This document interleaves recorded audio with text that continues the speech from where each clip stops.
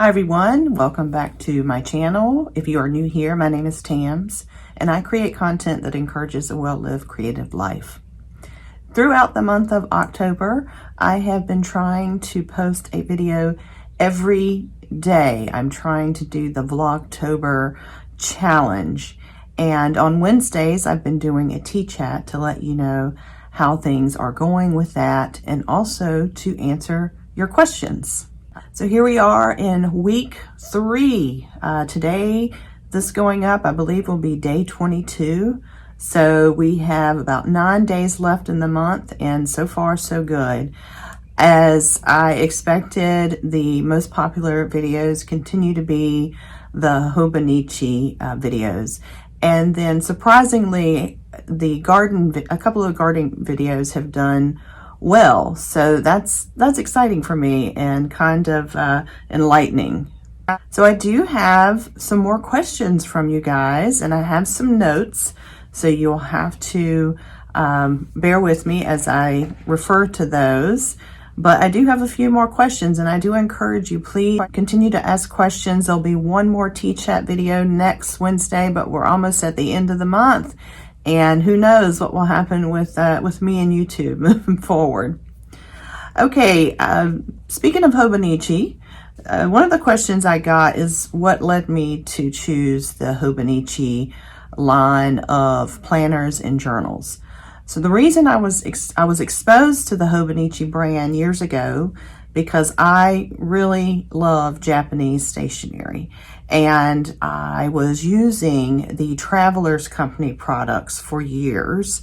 And also I love, and this will come up in another question, one of my favorite papers is the Tomoe River paper, and Hobonichi was known for having the Tomoe River paper as its journal pages. It's a very thin paper, and I love that feel.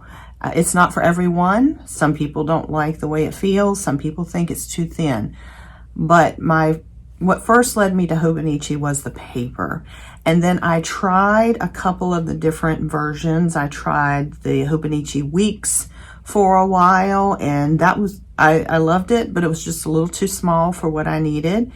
And then I went to the Cousin because I was inspired also by, I don't know if you guys follow the Coffee Monster. It's a young lady that sells a lot of really cool stationery with her artwork, and she has some videos on YouTube, and her way of using the Hobonichi Cousin really spoke to me because I think that she has a really good way of laying things out.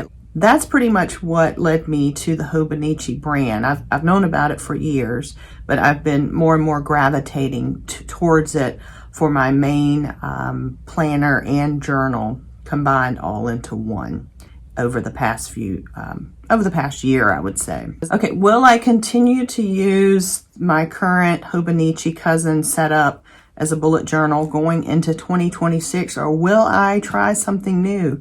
I'm going to keep going. I love this. My favorite thing is, and it's also the most challenging, my favorite thing is the reviews. So you're supposed to do a weekly review and a monthly review. So usually on like Sunday nights or Monday mornings, I look back over all my weekly entries and I summarize kind of what happened that week. And I summarize it in terms of how my week aligned with where I want to go with my goals and my vision and all of those things. And then I do the same thing at the end of the month. Usually it's like the last day of the month or the beginning of the new month. I'll look back over all my weekly reviews and I'll write a monthly review. And then what I did last year and what I plan to do at the end of this year is I do a yearly letter to myself. It's 2 pages, and I just kind of write like a letter to myself of how the year went. So the answer is yes, I do plan to continue to use this system. I like it very much. I was asked what my favorite stationery is, so that's a tough one.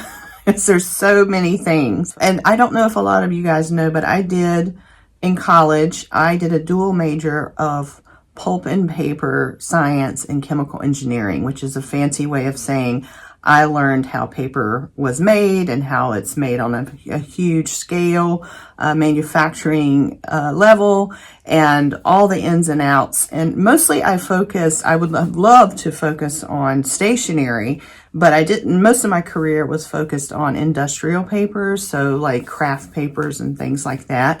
But I still can appreciate good paper because I had to learn how it was all made. And my favorite, I have a couple of favorites. So I have a couple of favorite papers. My top, though, is the Tomori River paper, which is a Japanese paper product. I love that writing paper.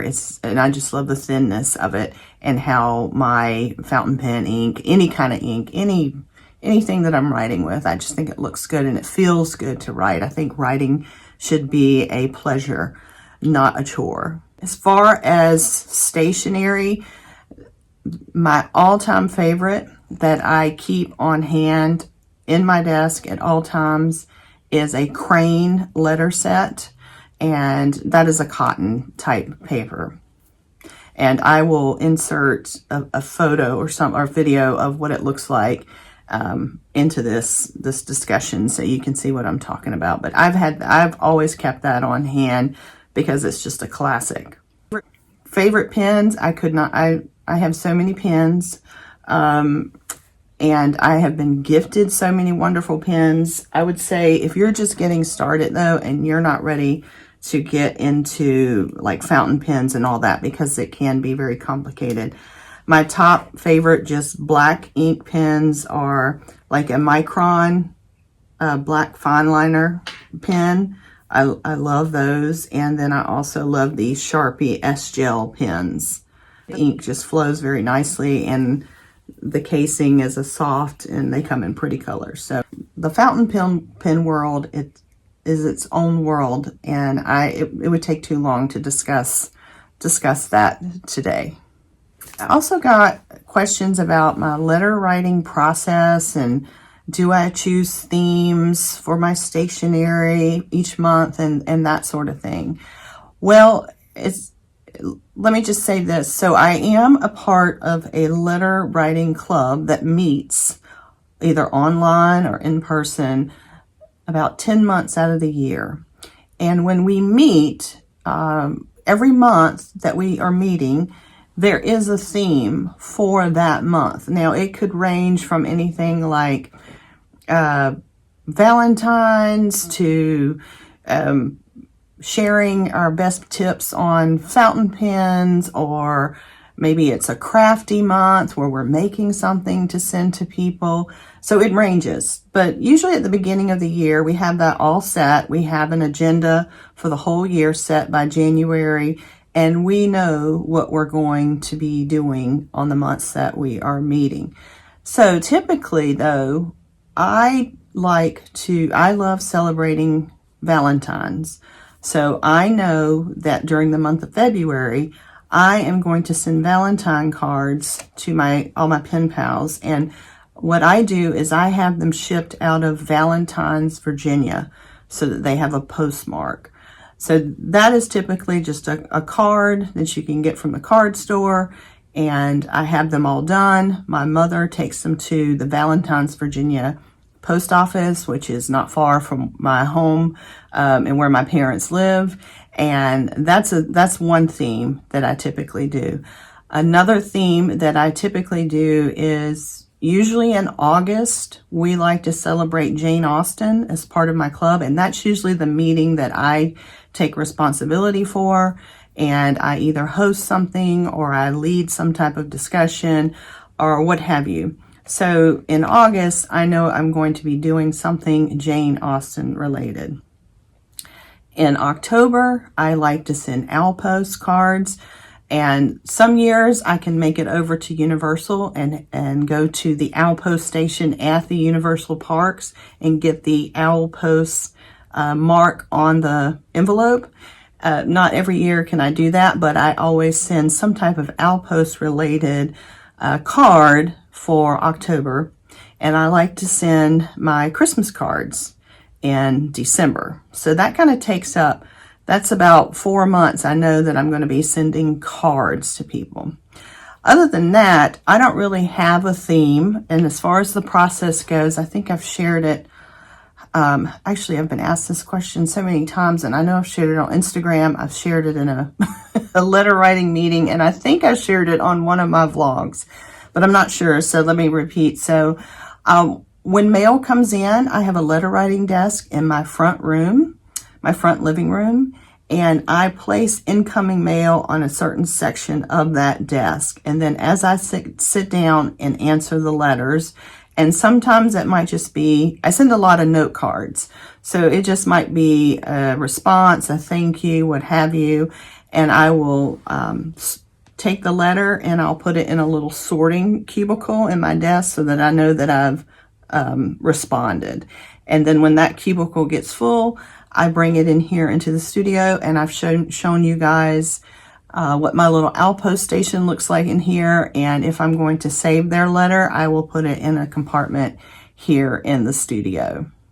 For the past couple of years, honestly, because there are so many people in our letter writing group, I am very lucky and I get mail all the time. I get handmade things, I get parcels, I get cards, I get notes, I get letters.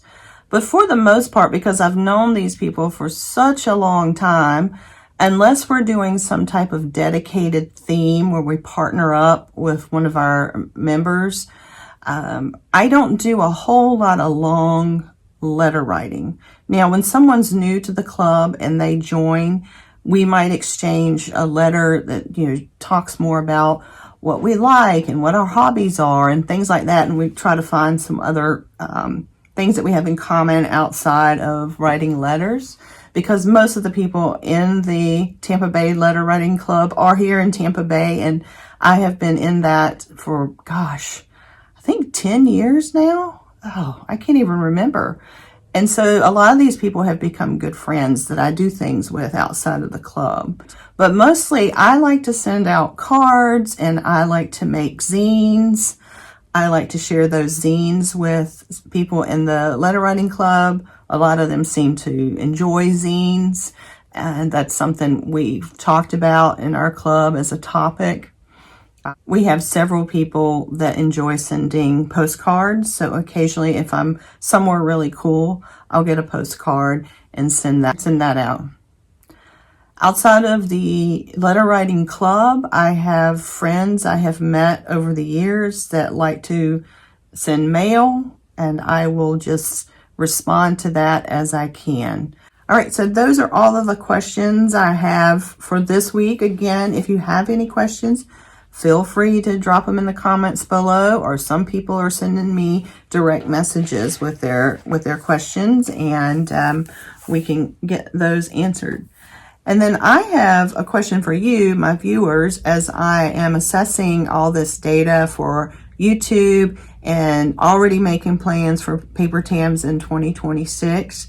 One of the things that you guys, I don't know if you know, but I have a little marketing company and I work with people who are in the creative economy, and I'm usually giving them advice and consultation on how to grow their communities.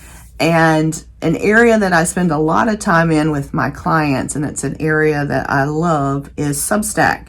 And I am thinking of doing a Substack newsletter all around about my garden, because I am finding that it is very hard to find people in Florida who want to have a cottage garden with the type of aesthetic that I love. There's tons of people that are doing native gardening, and kind of you let your whole yard become a food forest. And I know people who are doing that, and I think that's great, but it's not my style of gardening. So I am thinking of elaborating more on what I've learned and what I've done. And I'd like to know your opinion on if you are familiar with Substack and if you enjoy that as a platform.